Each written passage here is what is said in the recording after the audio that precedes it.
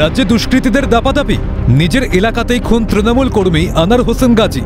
বসিরহাটের ঘোনা গ্রামের ঘটনা। জানা যাচ্ছে সোমবার রাতে এলাকার একটি চায়ের দোকানের সামনেই বাইকে বসে চা খাচ্ছিলেন বছর 24-এর আনার। হঠাৎই চড়াও হয় কয়েকজন দুষ্কৃতী। ধারালো অস্ত্র দিয়ে তাকে কোপানো হয় এবং মৃত্যু নিশ্চিত করতে পরপর 3 রাউন্ড গুলি চালানো হয় বলে অভিযোগ।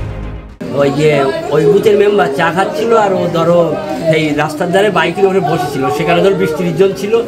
থাকার পরে শুনলাম তাকে কোপাইছে, গুলি করেছে, 3 রাউন্ড গুলিও করেছে। কি নাম কি? নাম হচ্ছে আনার হোসেন গাজী। আচ্ছা, কি করতো?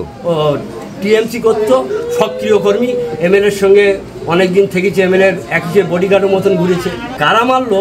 এই আমার এই প্রতিবেশীরাই মেরেছে।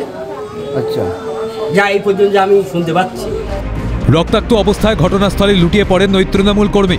তড়িঘড়ি উদ্ধার করে বসিরহাট হাসপাতালে নিয়ে গেলে কর্তব্যরত চিকিৎসকরা তাকে মৃত ঘোষণা করে। ঘটনার তদন্তে নেমে 4 দুষ্কৃতীকে গ্রেপ্তার করে বসিরহাট থানার পুলিশ। মঙ্গলবার ধৃত সাবির গাজী, বিল্লাহ শেখ, রবিউল সর্দার ও বাকি বিল্লাহ মণ্ডলকে বসিরহাট মহকুমা আদালতে তোলা হয়। 7 দিনের পুলিশি হেফাজতের নির্দেশ দেন বিচারক।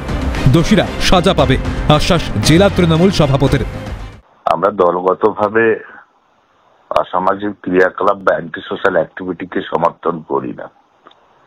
তো গোটা ঘটনার উপরে পুলিশের নজর আছে, তদন্ত চলছে। নিশ্চিত অর্থেই নিশ্চিত থাকতে পারেন। পরিবার সূত্রে খবর, তৃণমূলের সক্রিয় কর্মী হিসাবেই কাজ করতেন আনার হোসেন গাজী।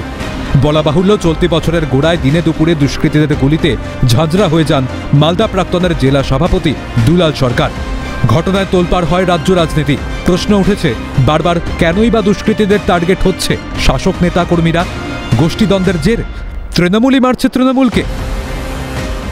এই ঘটনার সঙ্গে আরো কারা কারা জড়িত পুলিশ তদন্ত শুরু করেছে। সকাল থেকে বসিরহাটের এই ঘোনা এলাকায় রীতিমতো থমথমে পরিবেশ। বসিরহাট থেকে শামীম মোল্লা, ক্যালকাটা নিউজ।